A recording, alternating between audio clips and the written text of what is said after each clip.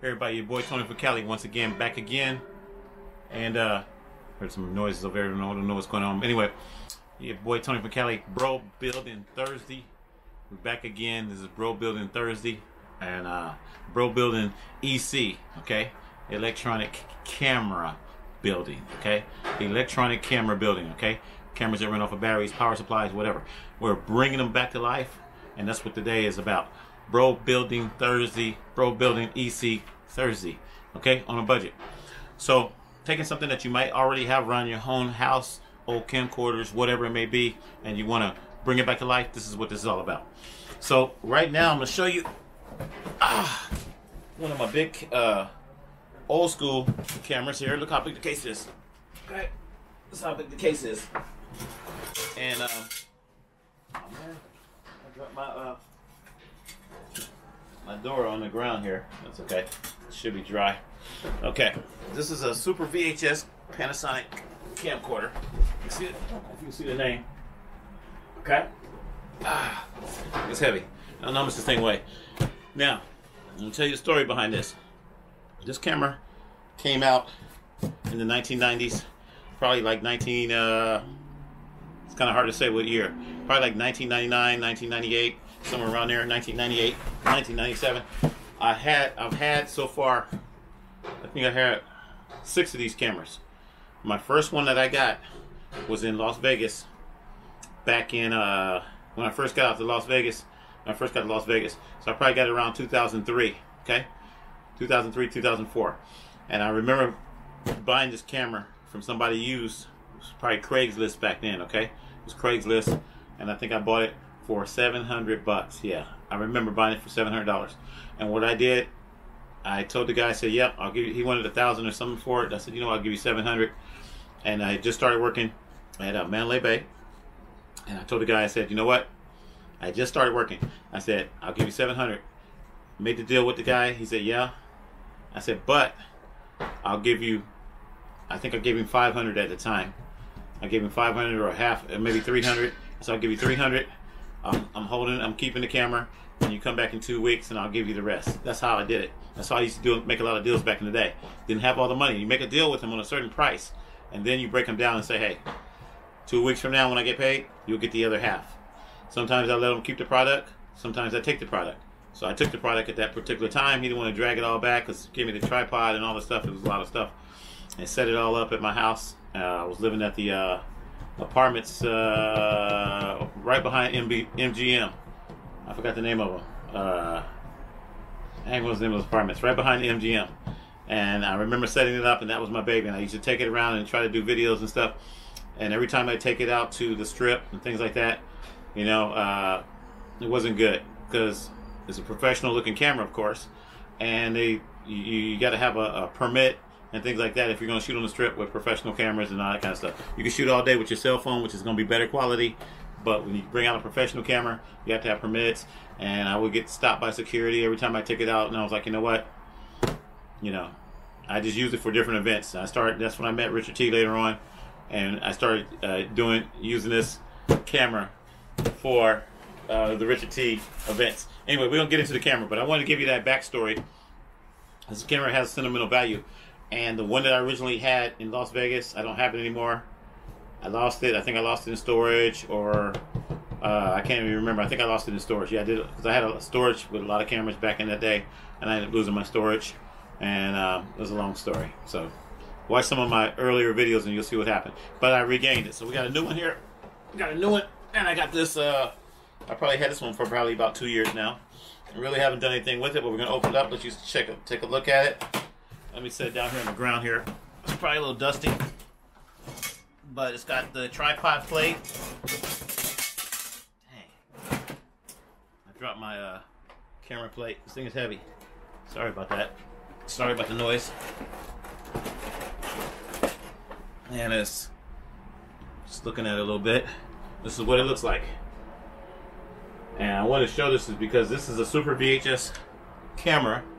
I don't know if it says it on that side or not. Super VHS camera also. It does say it on this side. It says SVHS. I need to probably clean it up a little bit. Okay? This used to be my baby. This used to be my professional baby back in the day. So we are going to do some stuff with this too. I'm going to clean it up, but I'm basically going to keep this one original. This one actually probably still works. Let me see if it has a date on it. Now, how you check dates on these cameras? 1991. Good. October 1991. I wasn't too far off. So this is pretty old, actually. This is older than I thought it was. I thought it was 97. So I got this thing in like 2003, 2004. This is when I got this camera. Okay.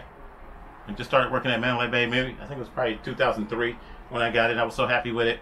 But this is from 1991. Now, what are you going to do with this thing in 1991? What are you going to do with this thing in 2003, right? So I used to record the tapes and then transfer them and all that kind of stuff. And the tapes were Super VHS tapes. Super VHS. I think I started off shooting stuff on tape, but let me tell you what I did. I did a trick. I took one of those DVD recorders. They had Sony DVD recorders that just came out during that time. I took a Sony DVD recorder and I took some Velcro and I attached the Velcro right here on the side, and I put the DVD recorder right on the side, and then I connected the composite cables, which is audio and video.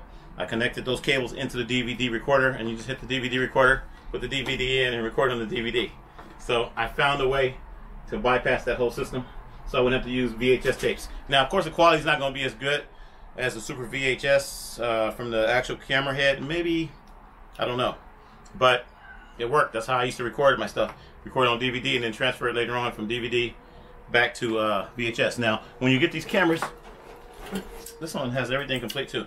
You're going to need a tripod plate.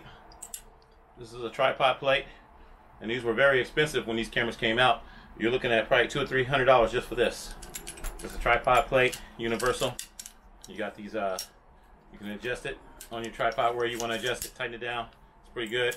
It's a quick release, so you can. This thing right here is like a snap spring, and you can take it right off the cam. I'll put it on here. You can take it right off the camera real quick, and then when you hook it on, and then you smash it down like that, and you're done. That's how you do it. Then when you want to take it off, you just press in, bam. This thing is heavy, but this used to be my baby. So the reason I wanted to show you this is because if you do a flashback on my videos, you look at back in the day when I used to gamble. Yeah, I used to gamble back in the day. And I used to take this camera in all the time. I used to take it to the pawn shop all the time. And they would give me like 200 bucks. They would give me 200 bucks on this camera. And it was based on the value of it at that particular time. I don't know what it's worth now. They may not even take it. But I'm not pawning it anyway. I don't gamble anymore. I don't take it to the pawn shop. But I've got two of these. This is the F500, the WV F500 with the dockable back end, and the back end is the 7450, and this can come off. I've never taken it off, but it can come off and can go into a different camera. You can put this onto a Sony camera, you can put it onto a JVC camera, or whatever. But this is Panasonic. I forgot to tell you, Panasonic. It says Panasonic Digital right here, and this is the F500, WV F500. I had the F250. So that was a lesser camera. This one actually probably has more lines of resolution, higher resolution, you know, whatever it was back then. But I just wanted to show this because this is going to be our retro camera for the day. And we may, like I said, I'm going to clean it up, I'm going to upgrade it, and we're going to make it HD. And when I say make it HD, I don't mean take it all apart or anything like that. It's that we'll probably add an HD camera on here, and we'll add a microphone, because this one, I don't see a microphone in here. It might be in that second compartment here. Oh, there's a microphone in here. We'll add a microphone. The microphone will go here. We'll put a microphone on here, and we'll put probably a little small HD camera, and this will be HD. And this will be fun to take out and have some fun with it. But I don't look at really having fun with this big old thing anymore. It's more like it's for a display. So it'll probably be cleaned up, and then we'll put it on display, put it on a nice tripod, and take it back to the Broadcaster Museum. These cameras are from the Broadcaster Museum, so they will be going back to the Broadcaster Museum very soon, probably tomorrow. But I wanted to show that because the story behind that. The other thing is, once again, Super VHS. That was the highest quality that you could get back in the day. This is from 1991. So from 1991, there were several cameras that I had. Going back to that, in 1991, I think I got a super. I did get a super VHS camcorder. I can't remember what brand it was. I think it was Panasonic. It was one of the little plastic Panasonic ones, and I was supposed to be buying it from a guy for like $1,500 at the time, and I don't think I bought it. He let me borrow it for a little while, and at that time people used to put me down because they used to say, "Hey, your quality isn't that great because you don't have." Not everybody, but the other videographers at that time would say, "Oh, I have super VHS, so you don't have super VHS, so my camera's gonna be better than yours," and all that kind of stuff. That's what I'm trying to say. And I was like, well, I was shooting with VHS. Most of my cameras were VHS back in the day. I had Quasars, I had Quasar, I had GE, General Electric. I had all kind of different camcorders. I had probably about, I think at that time I probably had about 10 camcorders, and back in the 1990s. And yeah, I didn't have super VHS, so I was about to buy one from a guy for $1,500, and I don't know if I bought it or not. I can't remember, but I didn't really get to use it. I think I did buy it, but I didn't get to use it or something like that, or I gave it back to him. And it just wasn't a big thing to me. You know, I shot everything in VHS. I had thousands of tapes in VHS, thousands, maybe hundreds, but I had a lot of tapes. And what I'm trying to say, the reason I'm bringing that up is because people will try to pressure you into having the latest, greatest technology when it comes to making the video. It's not about what you have, it's about making the video. I don't care if you got a old cricket phone, which I used to tease Richard T all about. Richard T, if you see this video, you know, it doesn't matter as long as you make the video. It's about content. It's not about the highest quality camera that you have. I'm shooting right now with the DJI Osmo. That's what we're gonna call it, the DJI Osmo Pocket, which is actually attached to this big VHS, super VHS Hitachi camera. And I just, you know, like I said, I'm just having fun. So it doesn't matter about what you have. I like this camera because you can actually see yourself. I'm not using a microphone or anything, but what's cool about it is that it's just small and portable. Nobody wants to carry around big cameras anymore. And speaking of that, say you have iPhone 16, or, you know, everybody wants the iPhone 16 right now, right? That's the latest, greatest thing. Everybody wants the iPhone 16. You know, use whatever you have. I don't care if you got an iPhone 6, an iPhone 2, iPhone 3, whatever. Use it to do your videos. And just do whatever you need to do. You don't have to have the latest, greatest technology. So that's why I'm going back to that. People used to pressure me back in the day about super VHS, the big videographers back in the day when I didn't have VHS. I go to some of the conventions or something, and they tell me, "Oh, no, I have super VHS." And I go, "Oh, wow, it's pretty good." And now super VHS is nothing. Nobody don't care about super VHS anymore. Or high 8. High 8 used to be the big thing. "Oh, my camera's high 8.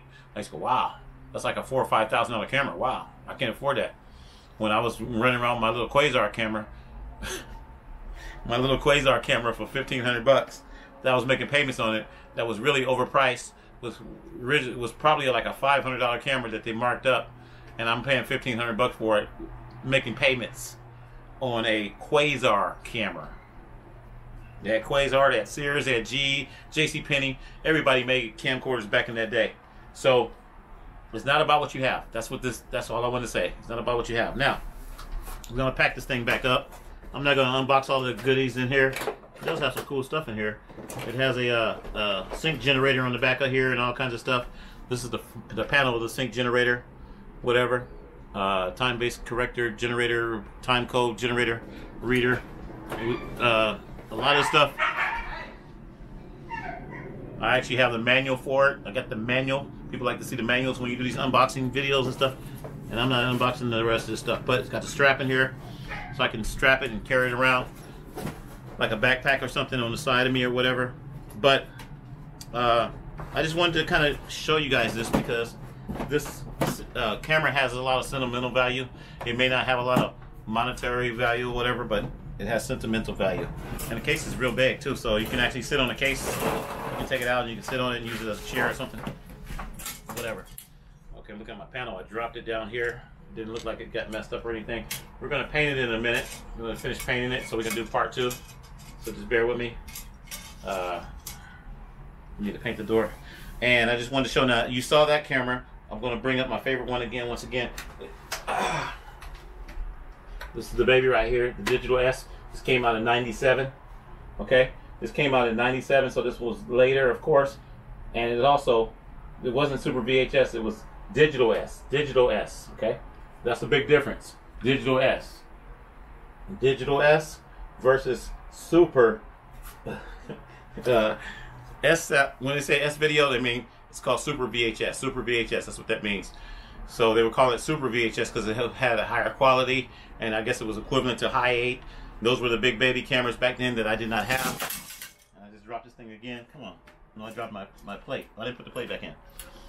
So people try to compare and say you got to have this quality. That's not true, and that's why I'm kind of making this video. So this was digital S. This was it was like a VHS tape too, but it was